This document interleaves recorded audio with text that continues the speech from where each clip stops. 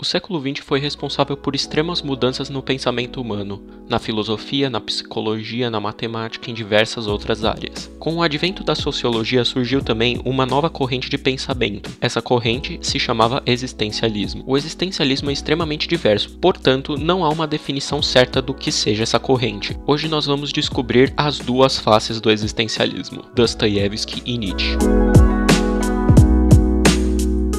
Apesar de extremamente subjetivo, o existencialismo tem alguns conceitos que não podem ser ignorados. O conceito cerne é dado por Sartre: a existência procede à essência. Ou seja, nós temos que pensar no ser humano quanto ser existente e não como ser somente pensante. O existencialismo também é uma forma de promover o individualismo. O termo existencialismo é dado por Kierkegaard. Kierkegaard procura dizer que o homem é o que é e não o que ele acredita. Seu pensamento é motivado em principalmente dois pensadores, Pascal e Hegel. Agora que estamos contextualizados, vamos falar um pouco sobre Dostoiévski e Nietzsche. Fyodor Dostoiévski nasceu em 1821 em Moscou. Dostoiévski em sua juventude foi motivado por fatores políticos, porque nasceu durante o Império Russo, e também questões religiosas. Podemos separar o pensador em duas fases, a pré- e pós-siberiana. Dostoiévski era um ativista contra o governo russo. Foi sentenciado à morte, porém sua pena foi amenizada. De 1849 até 1854, Dostoiévski passou na Sibéria trabalhando forçadamente. No seu período pré-siberiano, ele se debruçava sobre a política,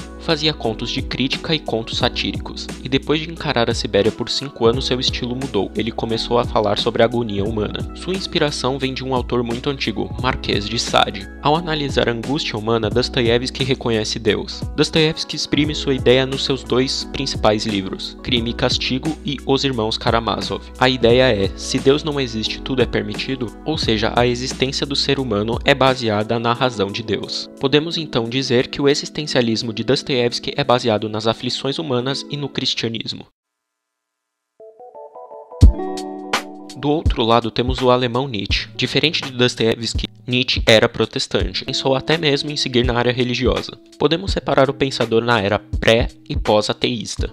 Na sua juventude, Nietzsche acreditava que Deus era a razão pela qual regia os seres humanos. Porém, tudo mudou quando chegou aos seus 16 anos e ele conheceu Schopenhauer. Nietzsche então vai fazer uma crítica pesada aos costumes e às religiões. Ele acredita que o ser humano ideal é capaz de criar seus próprios costumes e seus verdadeiros valores, não precisando de um intermédio de outra igreja, estado ou seja lá o que for. Sua ideia é caracterizada em dois livros, E Assim Falou Zaratustra e o livro Ecce Homo, sendo que E Assim Falou Zaratustra é falado de uma maneira mais romântica e Ecce Homo de uma maneira mais explícita. Então a existência de um ser humano deveria ser baseada na razão e não na crença. Nietzsche então se agarra à metafísica, atitude na qual a escola de Frankfurt, principalmente Habermas, iria criticar fervorosamente. Segundo ele, é uma filosofia de ataque baseada em ilusões e metafísica, por isso acaba sendo até mesmo contraditória.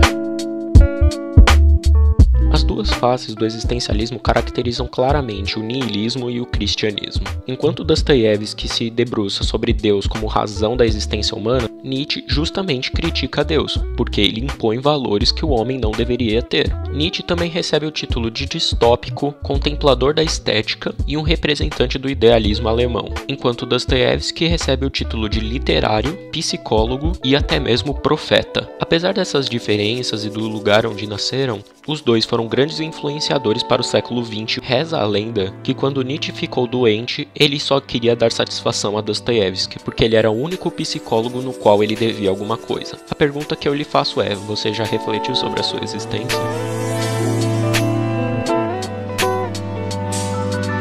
Nós somos o canal Contrabarra. Você pode se inscrever se quiser ficar sabendo de esses e outros temas. Use também o campo dos comentários à vontade. Se você gostou, pode deixar o seu like como apoio. E se quiser saber mais sobre nós, siga-nos nas redes sociais que estarão aqui na descrição. E é isso, até mais e tchau.